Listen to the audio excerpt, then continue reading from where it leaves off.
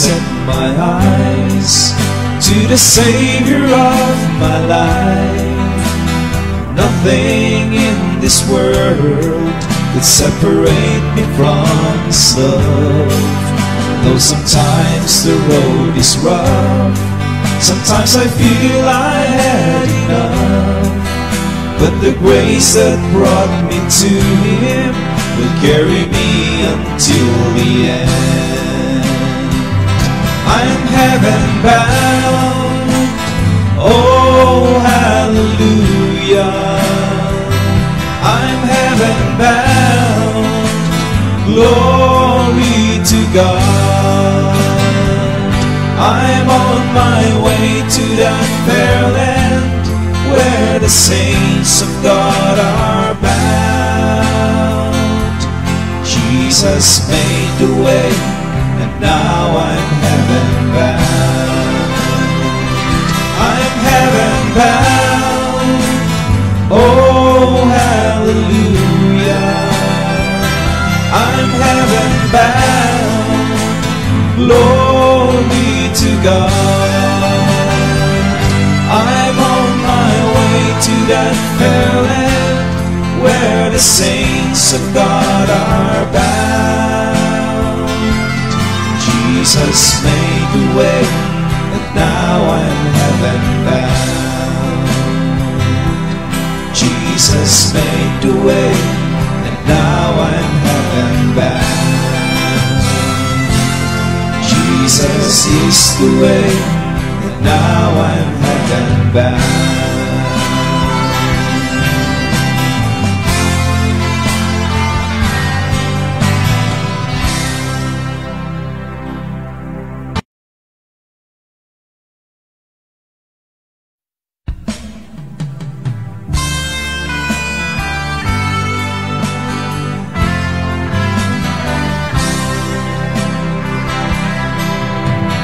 Heaven is my home.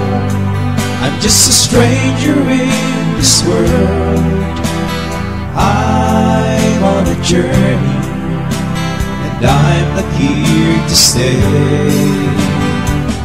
I'm heaven bound, where I will live eternally. Jesus, my Savior, He's waiting there for me. I'm heaven bound, oh hallelujah. I'm heaven bound, glory to God. I'm on my way to that fair land where the saints of God are bound. Jesus made the way, now I'm heaven bound.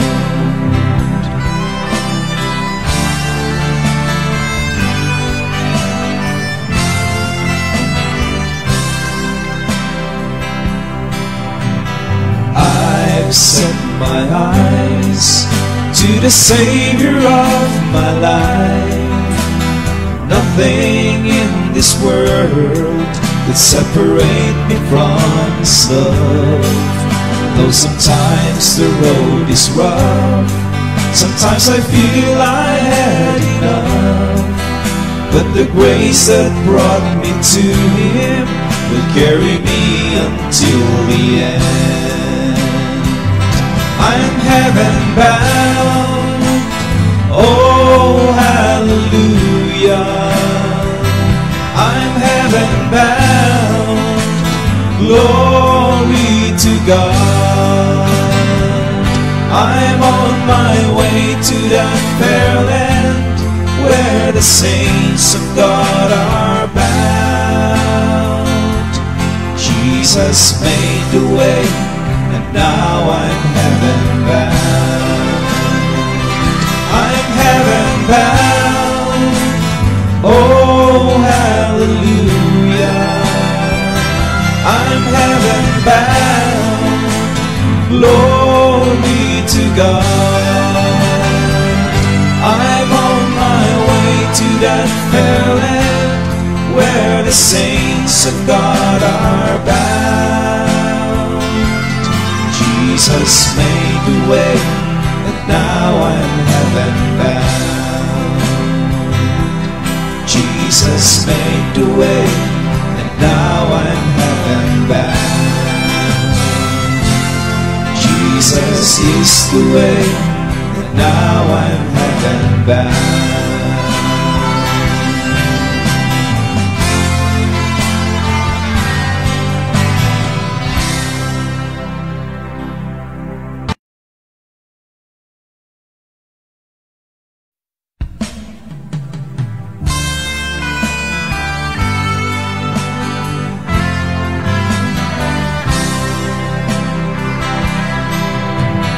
Heaven is my home.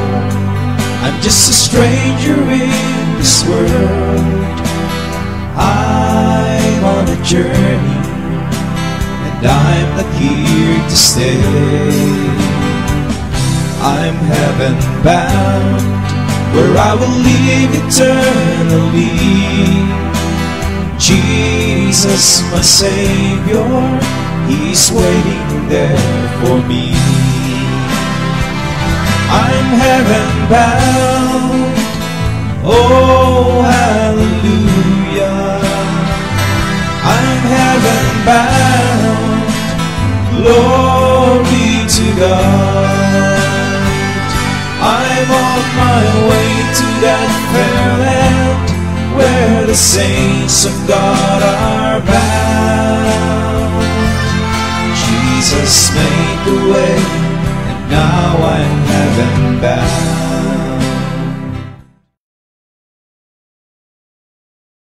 Amen, amen. Good evening po sa inyong lahat. Welcome po sa Real KGB Believers. We are now signing on. Amen. Salamat po sa inyo pong pagsubaybay. It's 9:15 p.m. here in the Philippines. At sa lahat po ng mga kasama natin sa ibang bansa na ngayon po ay nanonood sa ating programa. Magandang araw po sa inyong lahat mga kapatid. And hopefully everybody is doing fine. At nag-enjoy po ba kayo sa inyong buhay spiritual? Kayo po ba ay patuloy na nag-grow sa inyong pananampalataya? Are you studying your Bible? At lumalaban pa ba kayo para sa inyong faith?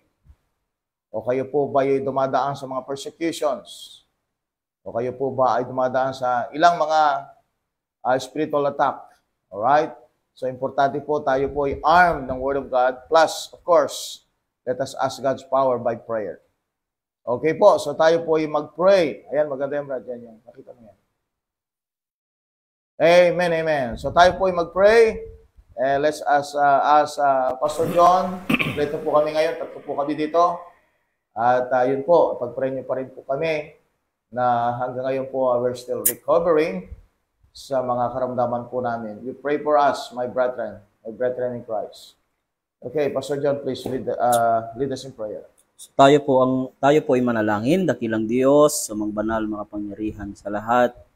Muli po, Panginoong Diyos, kami po ay tumatawag sa inyo pong pangalan, Amen. sa pangalan ng aming Panginoong Hesukristo. Hiling po namin, Panginoong Diyos, sa oras pong ito, Panginoon. Kami, Panginoong Diyos, ay biyayaan mo, Panginoon, ng karunungan, Amen, o Diyos. At hiling po namin, Panginoong Diyos, ang lakas na natitira na mayroon po kami, Panginoong Diyos. Amen. Hiling po namin, Panginoong Diyos, ito po ay maibahagi, Panginoong Diyos, sa lahat ng mga kapatiran din na sumusubaybay sa oras Yes, po ito. Lord. Lalo na po, Panginoong Diyos, ang aming pong pastor, tagapagturo, ay tulungan niyo po siya, Panginoong Diyos.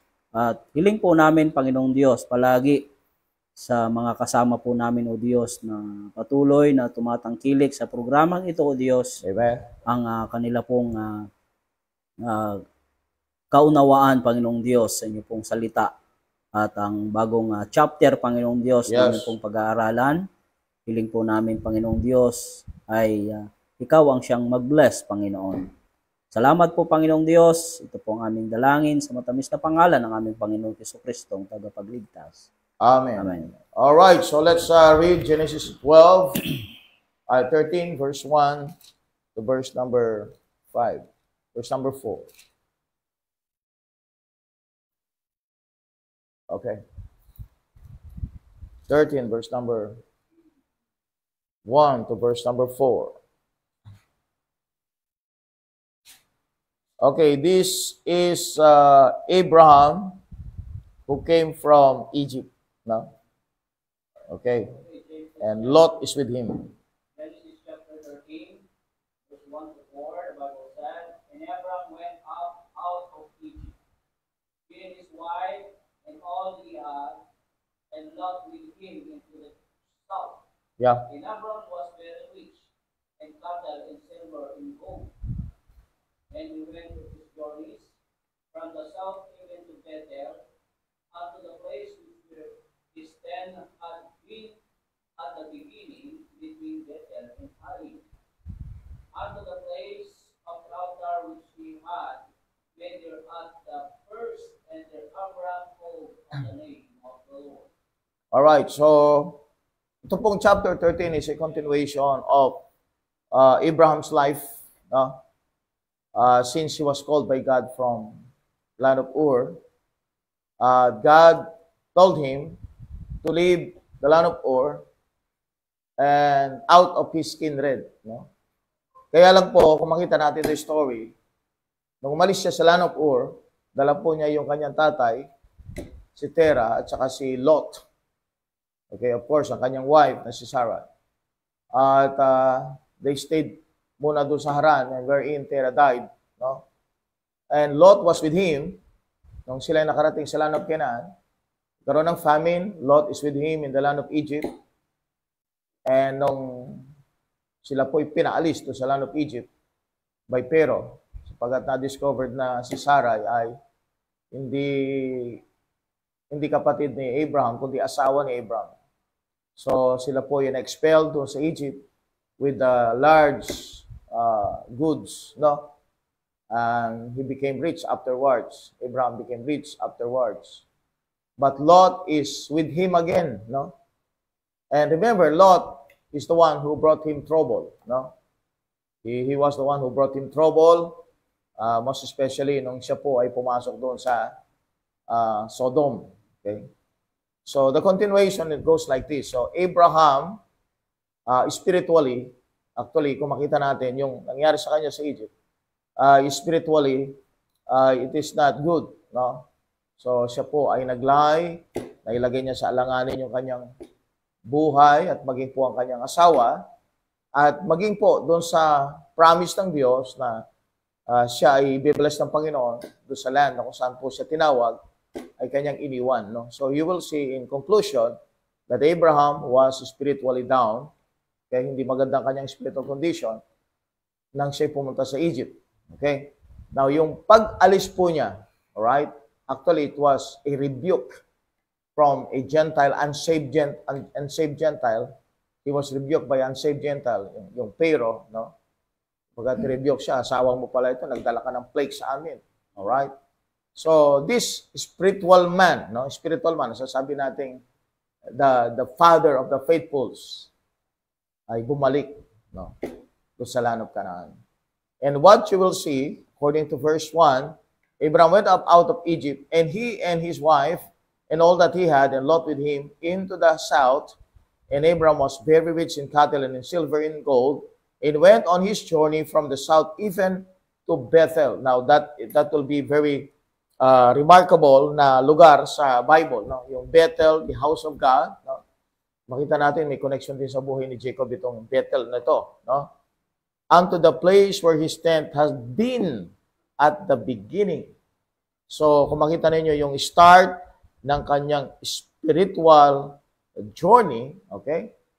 Yung spiritual journey niya doon sa land of Canaan is in Bethel. So, yung pagbalik niya sa Bethel is a picture of a believer na nag-backslide at bumalik sa Panginoon. It's like a restoration, or a spiritual restoration, unto the place where his tent had been at the beginning between Bethel and Hai, unto the place of the altar. There we go, no?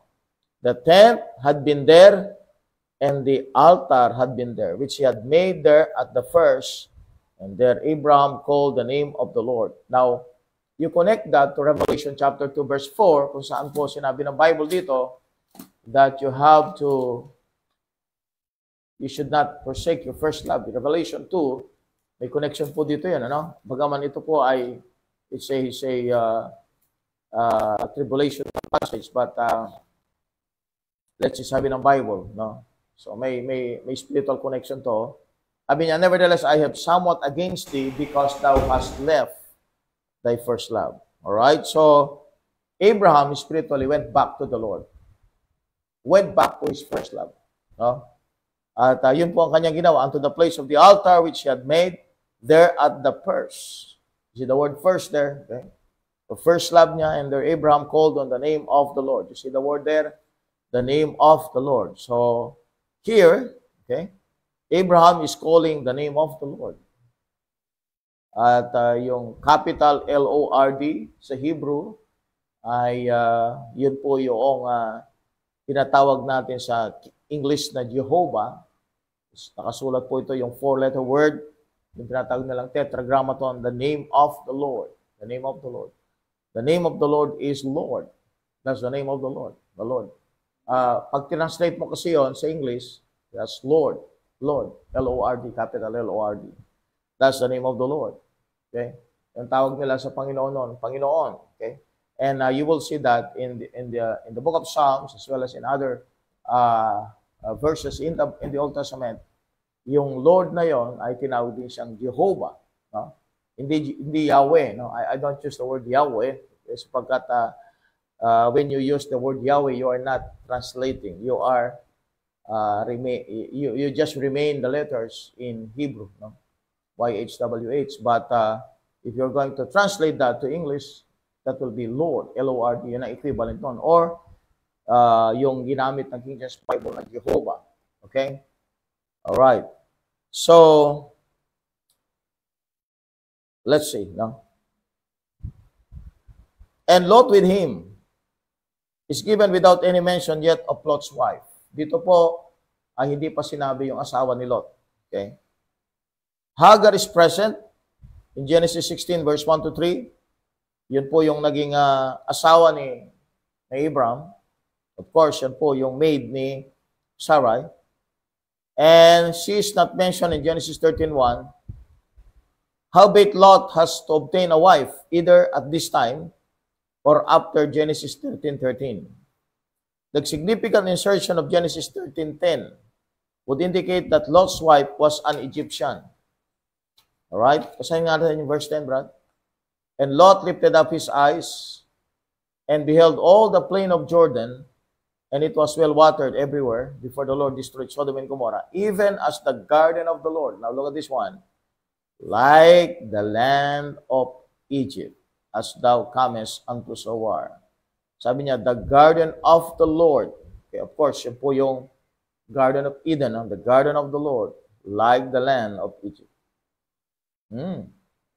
So, ibig sabihin, may eye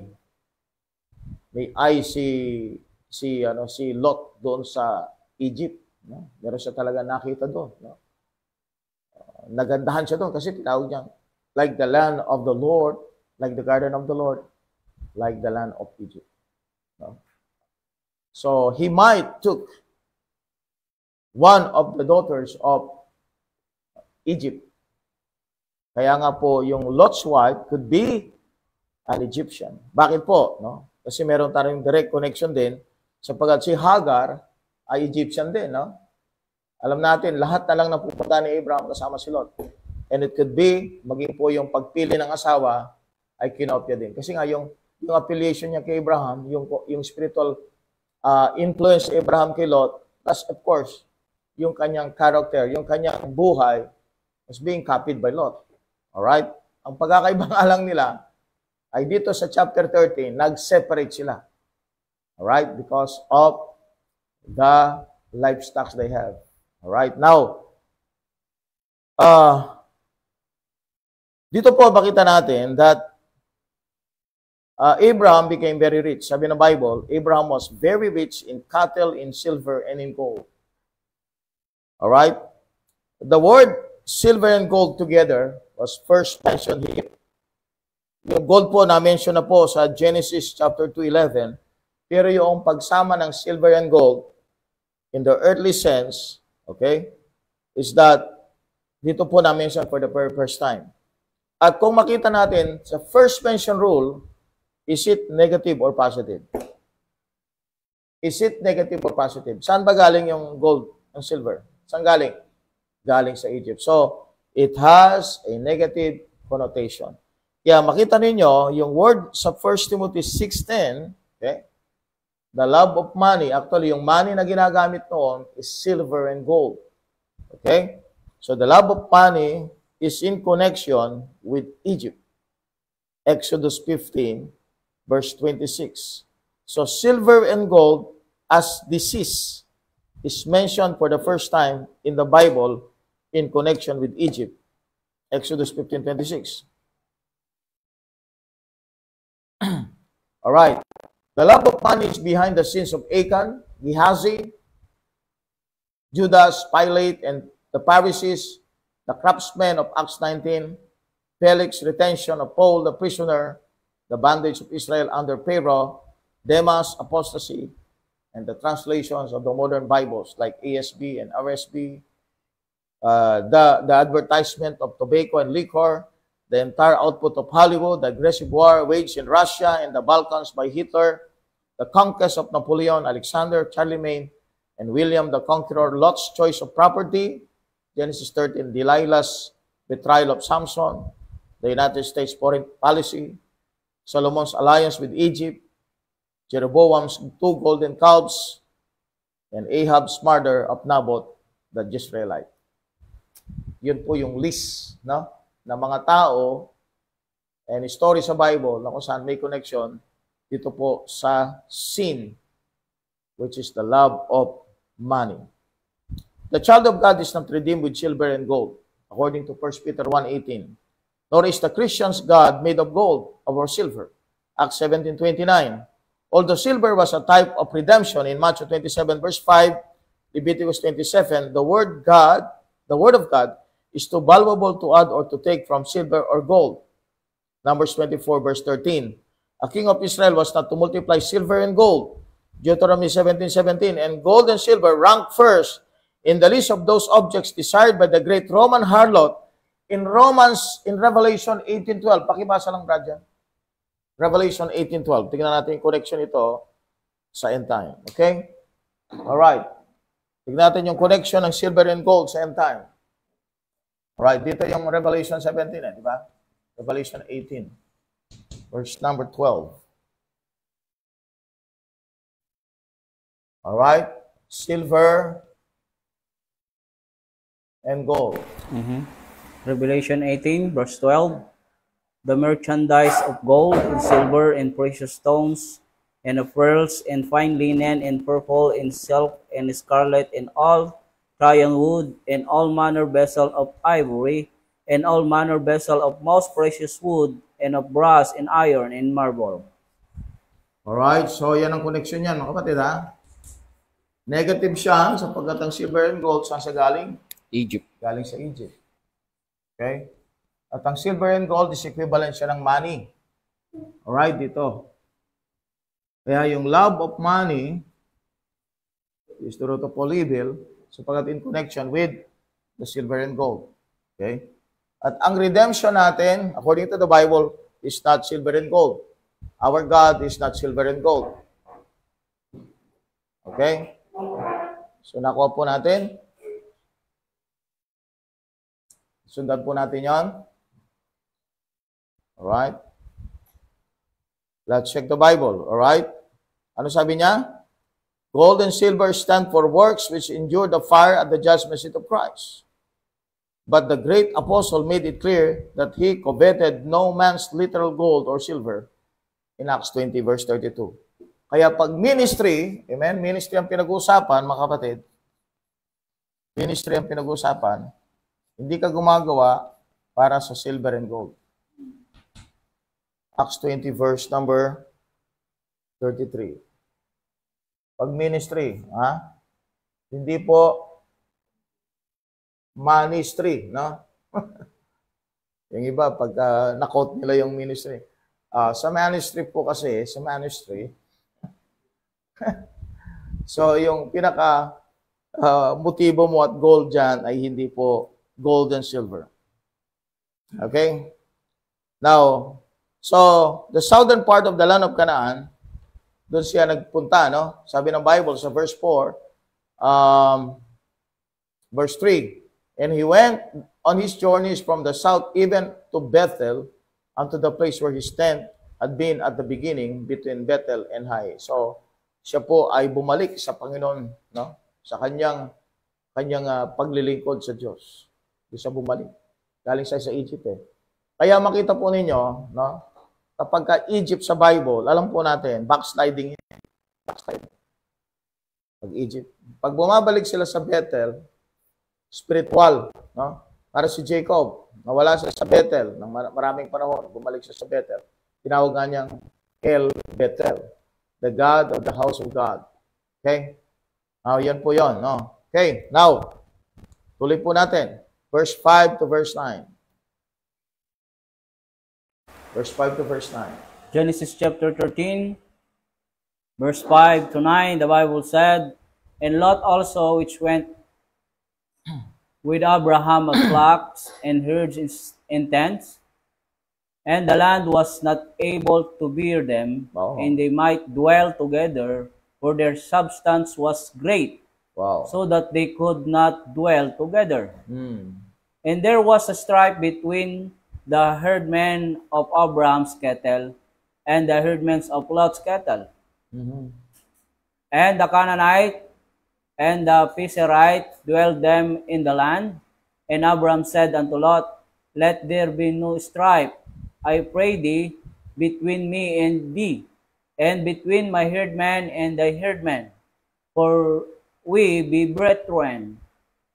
Is not the whole land before thee? Separate thyself, I pray thee, from me. If thou wilt take the left hand, then I will go to the right. Mhm. Or if thou depart to the right hand, then I will go to the left. Okay. So, two great men cannot be in one place. So, dahil po sa paglago, no, ng kanilang business, no? Sa pagyaman nilang pareho, yumaman si Lot, yumaman si Abraham, hindi sila pwedeng magkasya sa isang lugar, no? So, doon na nagsimula yung away, no? Because siyempre, yung need malaki, no? Yung need of water malaki. At you will see that the need of water is really great. You can see that in verse 10, sapagat noong nag-decide si Lot, ang decision niya ay doon sa kung saan magmumula yung tubig. Verse 10, and Lot lifted up his eyes and beheld all the plain of Jordan, that it was well watered everywhere. All right? The plain of Jordan was well watered everywhere. Now, ang kanyang nakita, no? Ang kanyang nakita, no? So ilalagay ko na lang po sa as a drawing, no? Ilalagay ko lang yung direction. All right? So kung ito po yung place ng Dead Sea. For example, this is the Dead Sea. This is the Dead Sea. Okay? Ito yung lugar this area is Jericho. Jericho. Okay? Alright, this area, itong area to is Jericho. Okay? Dito ngayon sila eh. Dito sa lugar ng Bethel. Dito sila. Okay. Dito siya tumitingin. Dito sa area na ito. Okay. Sa area na ito. Ito yung land ng Canaan. Okay? Alright. Sa land ng Canaan, mayroong tinatawag na Dead Sea. Ito, Dead Sea. Okay? Now, doon sa discovery po nila sa mga archaeologists, okay? Itong lugar na ito, itong area na ito, itong pinaka-area na ito, no? Pinaka-area na ito. Maraming mga cities dito. Cities. Okay? Maraming cities dyan. Fine. Ang Jericho kasi, Jordan yan eh. Kaya makita ninyo, itong tubig na ito, yung tubig, going out. Alright? That's Jordan River. Alright? That's Jordan River. So, yung plain of Jordan, okay? Yung plain of Jordan, ito yon. The plain of Jordan.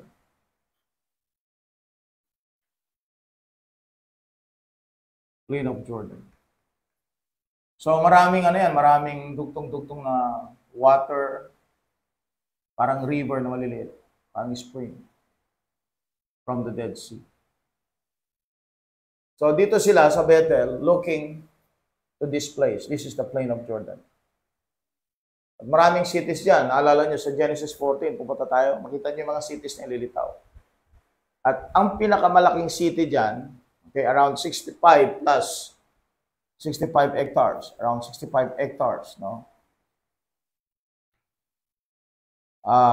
Yung Jerusalem has about 10 hectares. Okay? Itong plain of Jordan na ito, ang 65 hectares dito, mga kapatid, ay Sodom. Ganon kalaki ang Sodom. Okay? At ang Sodom po ay walled city. Walled city. Kasi pagpunta ka sa Genesis 19, makita mo, si Lot, nakaupo siya doon sa gate. Ganyan. Genesis 19:1. Pakibasa mo dahil.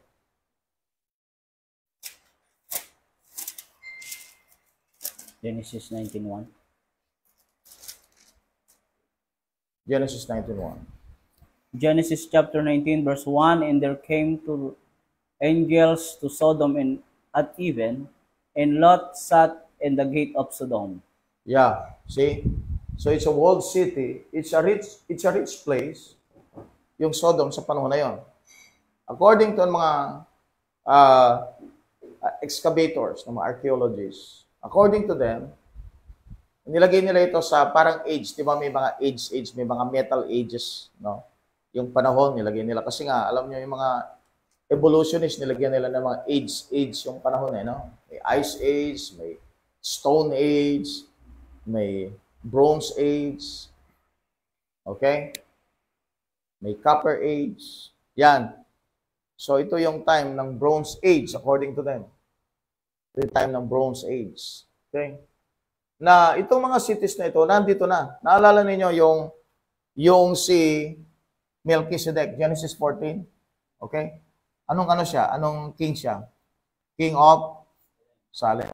Di ba may kalaban pa nila si Shader Lomer? Oh, king din yun. May king din ng may king of Suar, tapos meron din king of Gomorrah. Kaya yung lugar na yan, kapatid, itong area na ito, kahit kung makita ninyo, ngayon, sa kanilang pag-excavate, sa mga cities na yan, yung mga foundation yan, nawala. Sabihin, wala na yung mga, hindi na nakahukay yung mga, mga post niyan. The whole area were excavated or overthrown by fire, no? By fire. So it could be from here, all right, dito lang galing, from here. Yung apoy, from here. Yan. Kasi karamihan doon sa mga, nataboy siya, south, yan? Parang north pala, north area. Doon siya nataboy. Okay? So, ibig sabihin, yung apoy galing dito. Yung parang parang siyang, yung nakita nila na effect sa mga bato na nandito ngayon, ay kanilang i-compare doon sa mga batong pinasabugan ng atomic bomb. Okay? Kinompare nila yung mga bato na nando sa Sodom and Gomorrah at saka yung mga bato na nandun sa pinagmula ng atomic bomb, yung pinagsabugan ng atomic bomb, just like Hiroshima, yan. And then they compare it, alam nyo kung ano yung epekto ng atomic bomb doon sa mga bato. At the same time, yung epekto ng pagsabog nito sa mga bato dito, it is similar. It is similar. So this is something like an atomic bomb. Kasi nawala mga cities na yan . Ang dami po niyan. Dami niyan. Kasi nga, they're being supplied with water. Tandaan natin, nung panahon na yon, ang need ng tao, number one need ng tao ay tubig, sapagkat ang main business ng tao na yon ay livestock. Right? So sila nabubuhay . So they're looking for water. Kaya nga po sa Genesis 13:10, ang unang tinignan ni Lot ay tubig. Bago niya naamoy yung beauty ng Sodom and Gomorrah, bago siya na-entertain sa loob ng Sodom and Gomorrah, tinignan muna niya yung source ng kanyang business, which is water. So, yung mga Perizzites dito, Perizzite at Canaanite, of course, alam natin nandun sila sa lugar na yon, no? Kasi land of Canaan yun eh. Okay? So, siyempre, palagi nag-aaway ngayon itong mga herdsmen ni Lot at saka ni Abraham. Parang bad testimony sila. Parang mga Kristiyanong palagi nag-aaway. Bad testimony. Sabi ni Abraham, oh, hindi pwedeng ganito. Nakikita nila tayo, maka-Diyos tayo, pagkatapos palagi tayo nag-aaway. Maganda kanya. Very generous itong si Abraham. Sapagat meron siyang narinig na blessing mula sa Panginoon, promise ng Diyos that God is going to give him the land. Sabi niya kay Lot, malaki itong lupang ito. Kung saan mo gusto, pumunta ka. If you go to the left, I go to the right. If you go to the right, I go to the left. So, ang nakita ngayon ni Lot is the plain of Jordan. Because why? Because it is well-watered. Well-watered dyan. Dami mga springs dyan. Okay. You get that? Ako nyo? This is Dead Sea. This one is Dead Sea. Meron ka nakita dyan, Brad, na map? Meron ka nakita dyan? Yeah. Yan. Yan. Sige po, pakita natin. O, yan o.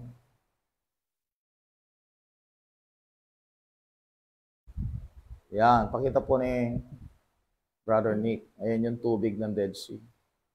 Tapos, you see the Jordan River coming from the Dead Sea. And then yung mga po na yan are roads and river. Okay? Ng mga old time na yan. So, buhay na buhay, itong area na ito, mga kapatid, ha? Buhay na buhay po yung syudad na yan. Maraming syudad yan.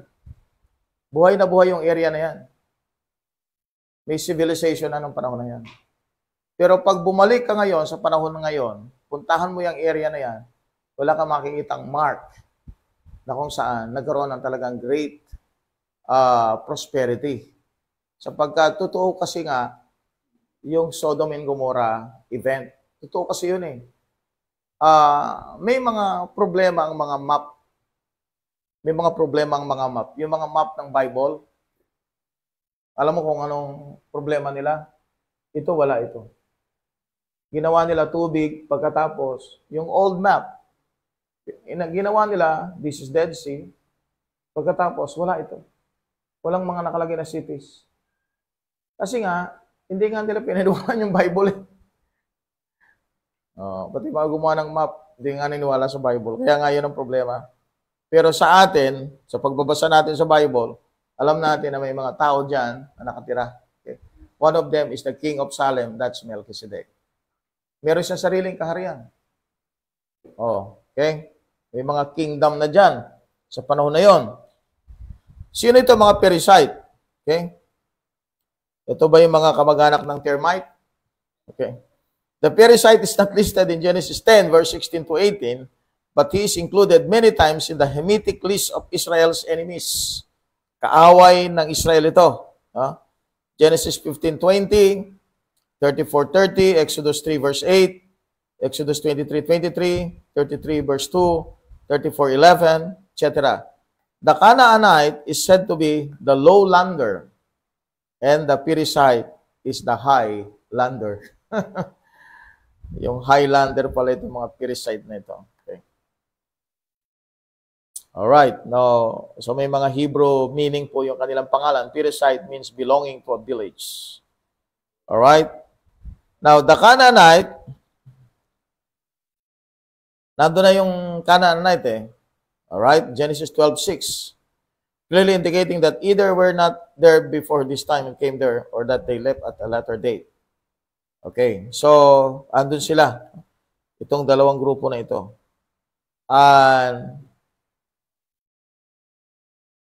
Alright, ito yung mga original Palestinians. Kung tatawagin natin yung land of Israel ngayon na Palestine. Ito ang mga original Palestinians. Okay. So, nag-segregate po sila. Alright? So, Romans 12:10, in-apply ni Abraham yung verse na yan, in honor, preferring one another. By so doing, he went up with 4 times as much territory as Lot inherited. And he got Lot's inheritance to boot. Genesis 13:14. And Lot eastward. Lot had just left, going east. He went eastward. Okay? Eastward. Galing siya dito. Okay? So, itong location na ito yung pinagmulan nila, is he going eastward. Ito yung east to, eastward. So, yung Sodom ay eastward siya, eastward. Eastward ang Sodom. Eastward. Okay? Pag ganon, eastward. So, dito ang Sodom. Sa area na ito. Itong area na ito. Merong river yan eh. River. So, nasa mga area na ito. Okay. So, nandyan din yung Gomorrah. No? Now, you will see that when Lot chose the plain of Jordan and when he journeyed east, ito na po nangyari. You go to verse 10 up to verse 13, Brad. Ito na yung nangyari. Nag-start na siya ng-journey. Verse 10 to verse 13. Ito na, journey na ni Lot ito. Okay, tignan natin. Genesis chapter... Nag-separate sila, no? Eastward, westward itong si ano. Okay, naiwan sa land ng mga Kanaan. Area na yon. Okay? Papunta ngayon sa Jordan. Plain of Jordan. Sige, brother.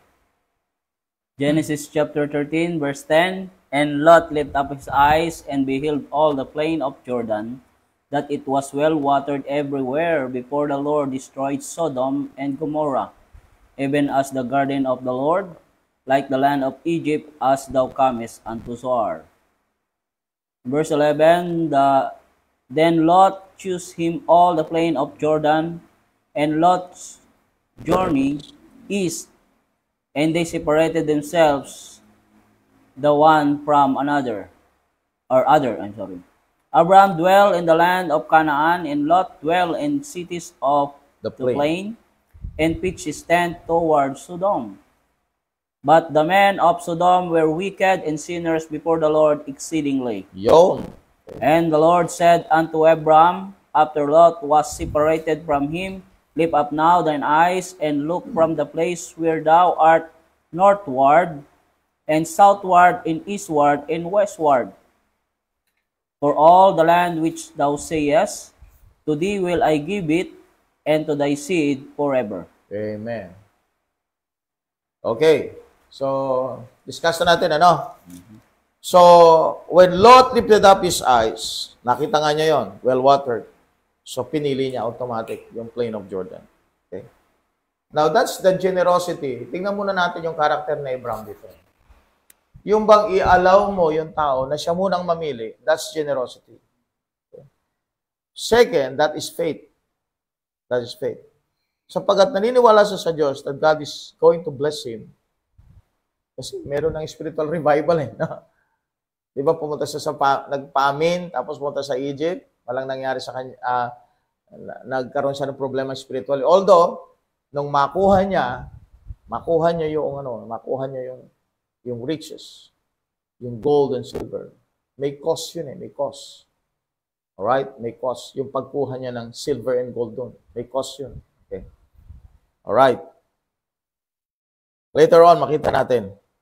Okay? Kasi pagkuha niya doon, may hila-hila siyang babae.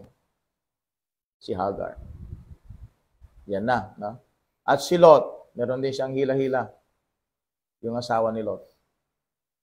That's the cost of going down spiritually.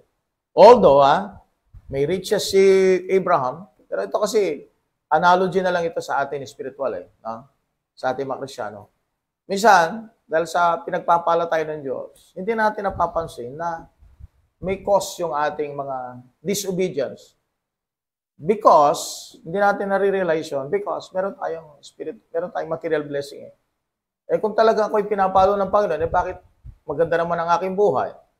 Bakit si Abraham ba, hindi ba siya magandang buhay after na nanggaling siya sa Egypt? May cause yun. Yung kanyang pag-backslide, merong may cause yun. Ano man yung ginawa mo na disobedience, may cause yun. Yun ang hindi napapansin sa kwento kasi nga, ang nakikita lang natin dyan, Abraham became rich and Lot became rich also. Okay?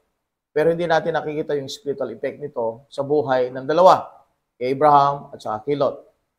Ang isang bagay na nakita ko dyan, meron silang hila-hilang babae na siyang later on, nag-cause din ng problema sa kanila. Okay?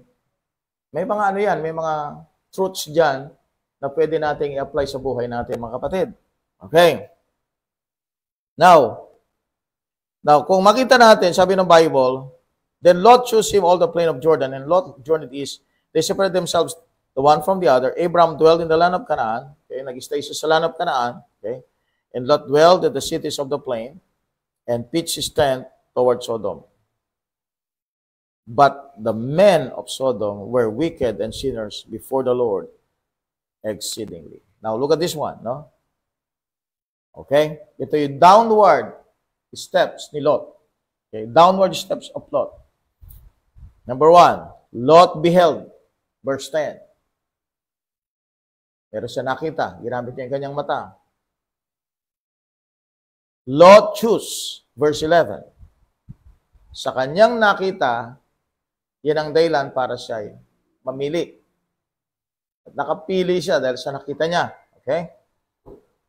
Verse 12, Lot pitched toward Sodom. Verse 12. Okay? So yung downward steps ni Lot. And he dwelt, Lot dwelt in Sodom. Genesis 14:12.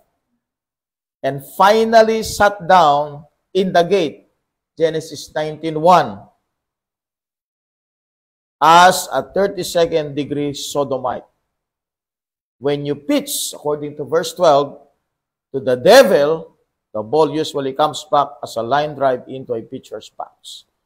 Ibig sabihin, pag nag-pitch ka sa lugar ng diablo, babalik yun sa'yo. Parang isang batong tatama sa'yo. Okay, that is what happened to Lot. Now, in Sodom, all right, in Sodom, okay, in Sodom, the Rephaim or giants were there. Genesis 14:5. Paki-check nga, Brad John. Genesis 14:5.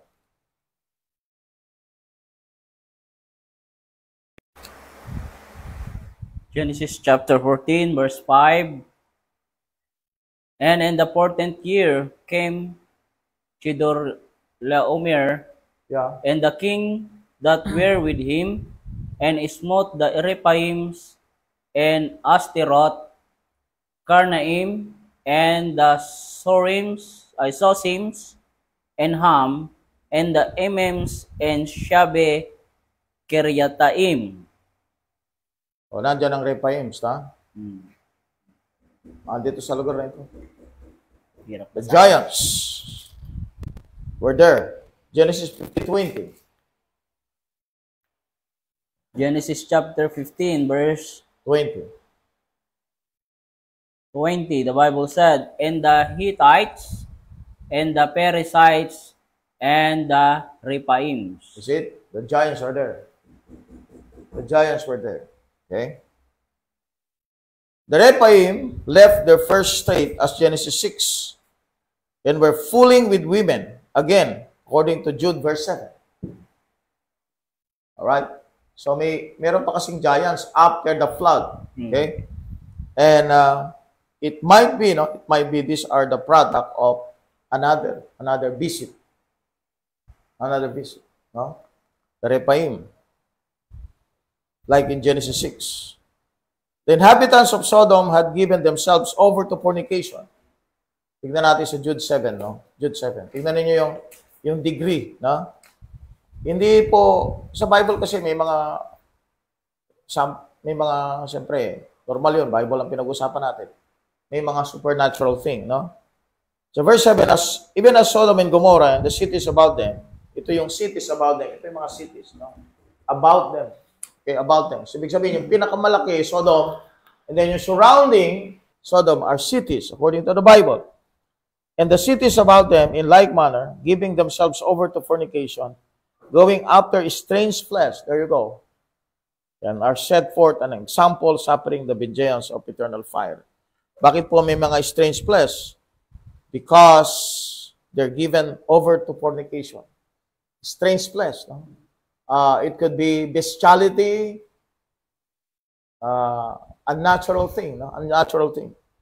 It was a common form of recreation, tolerated, publicized, and the whole town was addicted to fornication and promoted by the most fashionable circles in the town. Like in the time of Genesis 6, na napaka-masama nung buong mundo nung panahon na yon, and similar with what's happening here in this time. Kaya, sinunog sila ng Diyos. Not only that, but most people in Sodom work a 24-hour week, had a guaranteed income, and spent most of their time bragging about their high standard of living. Ezekiel 16, verse 49. Lot moves in direction west to east to a model city of his day and winds up in sordid circumstances on so vile a nature that it is hard for anyone but a hippie or a junkie to understand what is going on. Genesis 19:8. But Lot had to go. God knew that Lot would mess up the seed if he stayed around. He brought back a colored wife from Egypt, and she brought her flesh pots with her. Yan, mga kapatid, no? May problema, no?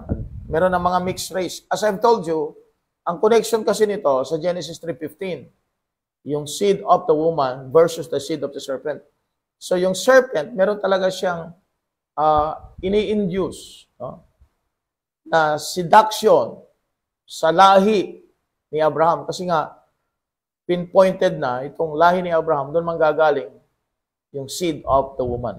Okay, na kung saan magiging enemy ng Diablo. Verse 14, and the Lord said unto Abraham, after that the Lot was separated from him, lift up now thine eyes, and look from the place where thou art northward, and southward, and eastward, and westward, for all the land that which thou seest, to thee will I give it, and to thy seed forever. This is the third time na yung yung land na ay pinramis na ng Diyos kay Abraham. This is the third time, no? Sa land of Ur, sa lugar ng Haran, then here. Okay? And I will make thy seed as the dust of the earth, that if a man can number the dust of the earth, yun na nangyari sa 1 Kings 4:20, no? Kasi dami na ng buhangin ang bilang nila. So they've been so numerous. Ang population nila nag-increase ng sobrang dami.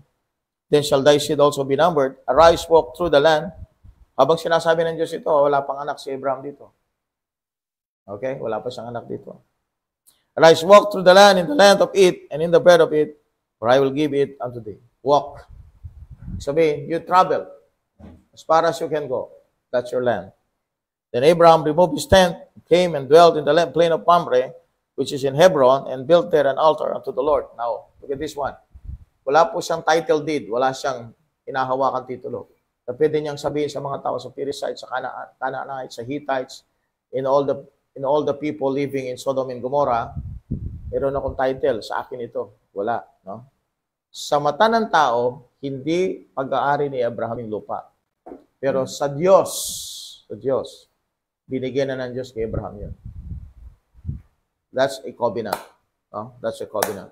Kaya nga, mapapansin ninyo, because of Abraham, ang Israel, okay, sa panahon natin ngayon, ang Israel, nasa na sila ngayon?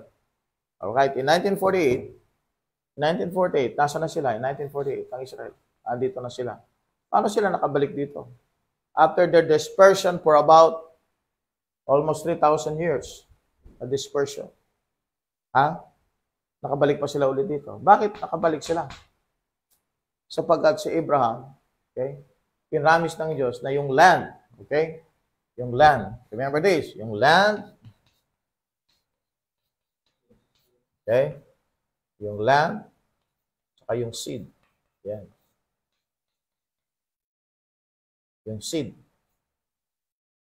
Okay? Dadami at yung land ibibigay. Yan ang promise ng Diyos. Kay Abraham. Kaya nga promises yan eh.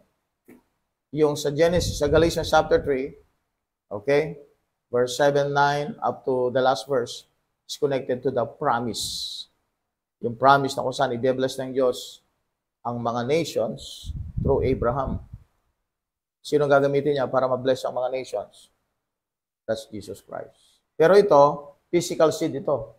Ito yung mga Hudyo. Nadadami na sing dami ng bituin sa langit. Ha? Sindami ng buhangin sa dagat. Yon, yung seed na yan. At yung land, this is the fertile crescent. Ha? Ito yung, ang apex nito ay Tigris River, and then the Euphrates River, and then the Nile. Okay? Now, we will see that in chapter 15, 17. No? Okay. Arise, walk through the land, in the land of it, and in the bread of it, I will give it unto thee. Then Abraham removed his tent, and came and dwelt in the plain of Mamre, which is in Hebron, and built there an altar unto the Lord. Okay? So we have the land. Okay? So saan siya pumunta? Pumunta siya saan? Okay? Sa Kanaan. Kung saan pinili niya yung plain ng plain ng Mamre. So, you have the plain of Mamre, while si Lot naman, he went to the plain of Jordan, which is in Hebron, according to the Bible, plain of Mamre, which is in Hebron, and built there an altar unto the Lord. So, makita mo na ang wealth ni Lot, okay? Ang wealth ni Lot is different from the wealth of Abraham.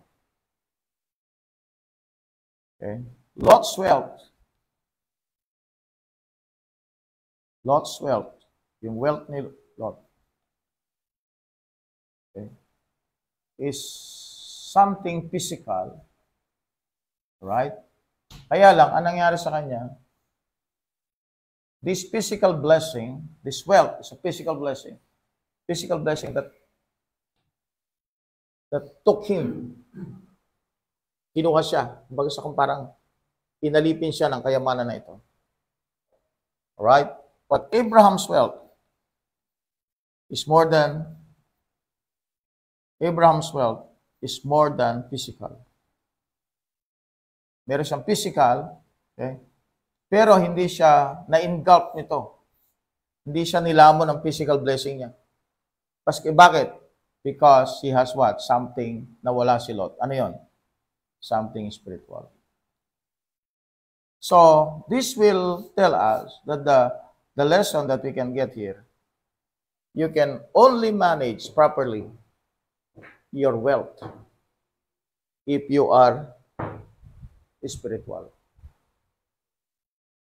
If you are carnal, you will never manage well your physical blessing. But if you have spiritual wealth in you, you will never be enslaved by your physical blessing. Yan po yung lesson dyan. Kasi bakit? Kahit wala na si Lot, kahit kinuha na ni Lot yung pinakamaganda, satisfied na si Abraham na mayroon siyang altar, nakatira siya sa tent, at mayroon siyang plain of Mamre. That's enough for him. At may faith siya na hindi siya pababayan ng Panginoon sapagkat may promise sa Diyos. Okay? That is the blessing that we can get there. Alright? For all the land which thou seest to thee will I give it forever. The forever messes things up. Okay? Sapagkat yung mga amillennialists at postmillennialists ay ginawa nilang eternal yon. Okay? By saying the word forever doesn't mean eternally in some instances. By saying the seed is Christ, therefore the land of promise is to be spiritualized. So ang seed na ito, of course, hindi po ito si Jesus Christ. That's Israel. Okay? The Bible facts are presented in Genesis 15:18, unto thy seed have I given this land. Yan na yung seed, Israel. Isaiah 66 verse 22, for as the new heavens and the new earth shall remain, so shall your seed and your name remain. Okay? All right? The context is Levites from Israel who are not Gentiles. Jeremiah 33, verse 20 to 21, if you can break my covenant of the day, my covenant of the night, then may also my covenant be broken with David, and with the Levites and priests, my ministers. The context is rulers over the seed of Abraham, Isaac, and Jacob. Amos 9:15, they shall no more be pulled out of their land, which I have given them, said the Lord thy God. The context is eating and drinking, plowing and planting, and the Palestine by Israel. In 2 Samuel 7:10, I will appoint a place for my people Israel, and will plant them, and they may dwell in a place for their own, and move no more. Jeremiah 31, verse 35 to 36, thus said the Lord, if those ordinances, sun, moon, stars, day and night, depart from before me, then the seed of Israel also shall cease from being a nation before me forever. Genesis 17:8, for an everlasting possession. So the context is land given to physical seed. So pagdating sa millennium, alright, sa millennium, okay, so ang titira, okay, doon sa land, na kung saan land grant, okay, ay basically walang iba kundi ang Israel or the Jewish people. Alright? So sila ang magiging talagang owner ng land. Kung saan may dispute ngayon, may gulo. Ayaw ng Islam na ibigay, no? Sapagkat sa kanila, si Abraham daw yung father nila, si Ismael ang kanilang seed, ang kanyang rightful seed, at ibinigay sa Arab nations ang Israel, ang land of Israel. But in the Bible, okay, if we're going to believe the Bible, of course, ang land grant ay binigay sa Israel. Ulit-ulit po yan. Simula sa Genesis 12, inulit sa 13, inulit sa 15, inulit-ulit sa 17, and even other verses in the Old Testament. Okay? So, whom you will believe. Although Mamre is a man in 2 verses of the scripture, Mamre is plainly a city, according to Genesis 23, verse 17. Okay? So, makita natin, mga kapatid, nung panahon na yon, hindi lang si Lot at si Abraham na nakatira doon sa lugar na yon. May mga Perizzites, may Canaanites, binasa natin sa chapter 15 kanina, nandun ang mga Hittites, at nandun ang Rephaims. Okay? Mga giants. Okay? May mga giants sa lugar na ito. May mga higante. Okay? Alright? At ang mga giants na ito, meron silang mga wickedness. May evil ito mga to. Evil. Kaya, lalong naging masama ang lugar na ito because of them. Because of them. Kung i-imagine natin ito mga giants na ito, bakla pa. Tapos hinahabol ka, Brad.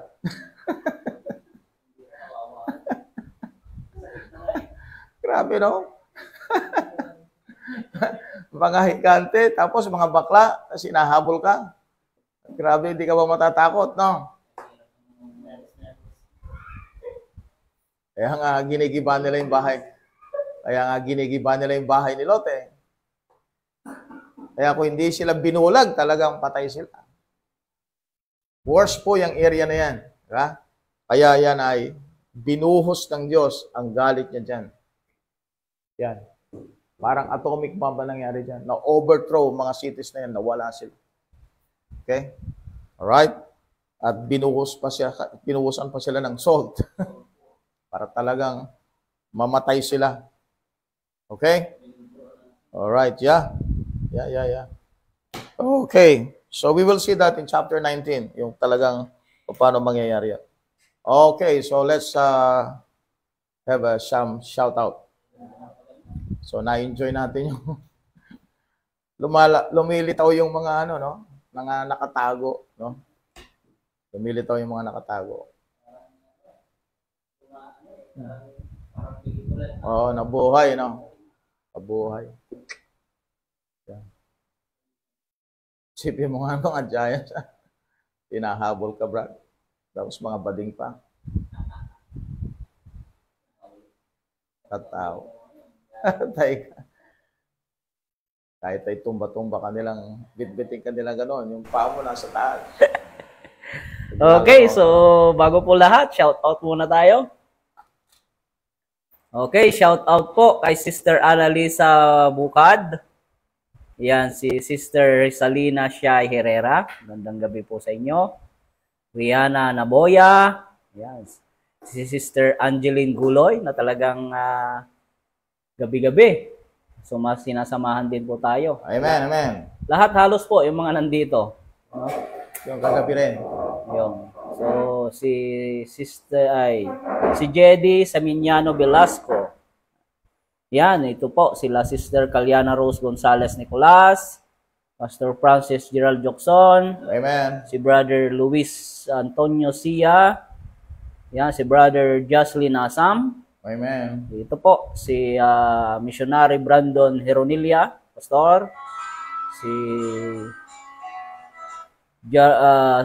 Brother Jardy and Sister Sheila, Jarcy Ibanez Rekla. Yan, si Brother Christian Solano, Nolan May Francisco Filenya, Yeah. Brother Michael Famaran, si Sister Lainey Charmaine, yung admin pong inaanak na maganda. Yan. Ano? Sunod. Nano ko pala Sister Lenny. No? Opo. Hindi ko makakalimutan yan. Ayan, si X Taraki, ayan po. At si Brother Brian Infante. Ayan. Si Jennifer Pascual, sister, salamat po sa kape. Si Wendell DLW. Sister Maria Elena Pineda. Si Leonardo Lingal Johnson. Alam ko po, sa Batangas po ito eh. Si Hiran de la Peña Vitor, si Prince Habonete, J.R. Eliorango, Villaver Langit Wanife, si Bong Albert Katapang Hernandez,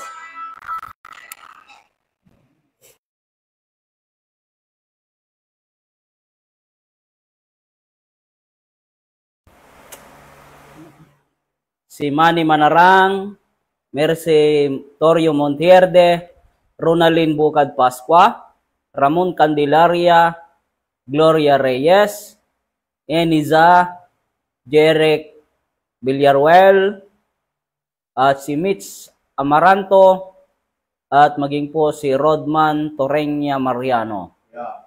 At syempre po, si Sister Maricar Yunis Balete Bautista. Amen. Si Pamor Galas Glinel. Ano pastor na po ito? Si Pamor Galas. Yan po. Si Jemuel Calo. At si Pastor Jomar Rivero. Liam Lester Nunag. Ayan. Si brother Si brother Lester Nunag. Yan, si Mitoy Mitay, si Chris Bravo, ito po, si Sister Aisel, Joy Solano Manalo. Amen. Si Michael Runas, Brad, si Dinumiar Hernandez, Atanasio. Si Pastor Raymond, binaliktad. Okay, Pastor Raymond. Amen. Atanasio. Si Hana.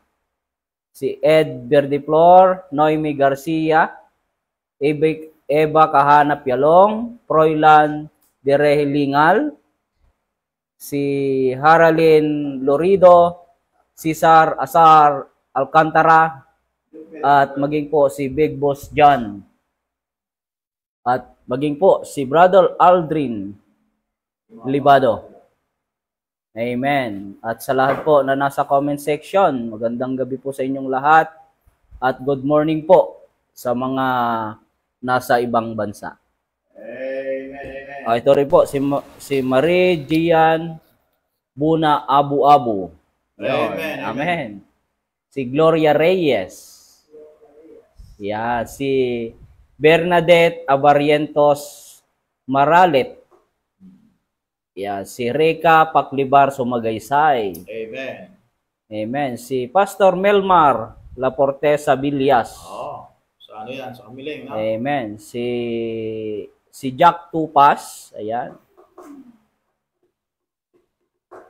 Amen. So, yun po. Magandang gabi po sa inyong lahat at shout out po sa inyo. Amen, amen. Praise the Lord. So, pray na po tayo. Sige. Tapusin na natin. Okay, let us pray. Lord God, Heavenly Father, salamat po Panginoong Diyos sa napakagandang pag-aaral, Panginoong Diyos, or information, Panginoong Diyos, na pinagkaloob niyo po sa amin. Yes, Lord. Salamat, Panginoong Diyos, sa saya na ibinigay niyo po sa amin, Panginoong Diyos, sa mga bagay na amin pong nakita, nalaman, O Diyos, mula po sa inyo pong salita. At salamat din po, Panginoong Diyos, sa mga kapatiran, O Diyos, na sila ay sinamahan muli kami, Panginoong Diyos. Lalo na po sa sumama sa amin, mga kapastoran, Panginoong Diyos, mga brothers and sisters, Panginoon. Yes, Lord. Salamat po, Diyos, sa kanila, Panginoon, sapagkat sila po, Diyos, ay hindi po nagsasawa, Panginoon, na kami po'y samahan, Panginoong Diyos, sa ganito pong pag-aaral, Panginoon. Muli po, Diyos, dalangin po namin, Panginoong Diyos, na Ikaw ang siyang mag-bless sa bawat isa po sa amin, Panginoon, at nawa, Panginoong Diyos, ang amin pong mga natutunan, Panginoong Diyos, ay amin pong i-treasure. Ito po ay amin pong panghawakan, Panginoong Diyos. At dalangin po namin, Panginoon, sa amin pong muling pagsama-sama, Panginoong Diyos, ay kami, Panginoon, ay bigyan niyo mo ulit, Panginoong Diyos, ng kagalakan, Panginoon. Saya sa aming puso, O Diyos, sa mga bawat bahagi o nalalaman po namin, Panginoong Diyos, Amen. mula po sa inyo pong salita. Panginoon, pinupuri ka namin, O Diyos. Pinapasalamatan sa dakilang pangalan ng aming Panginoong Hesus-Kristong tagapagligtas. Amen. Amen. At amen. Amen, amen. Okay, please like, share, and follow our Facebook page. Gaya na din po sa ating YouTube channel. Paki-subscribe na po. Kung hindi pa rin po kayo nakapag-subscribe, nang sa gayon kayo po ay maging updated sa lahat po ng ating latest videos. Okay, once again, good morning, good afternoon, and good evening. Real KGB Believers now signing off. Thank you po for watching. Thank you for watching.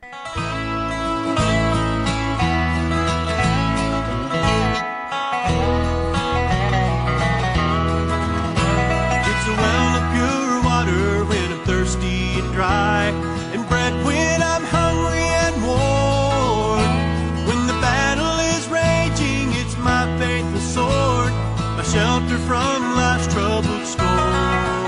It's a light to my pathway, a lamp to my feet. When the world gets so dark you can't see, and I've not made a change in one word that it says, but it sure made a change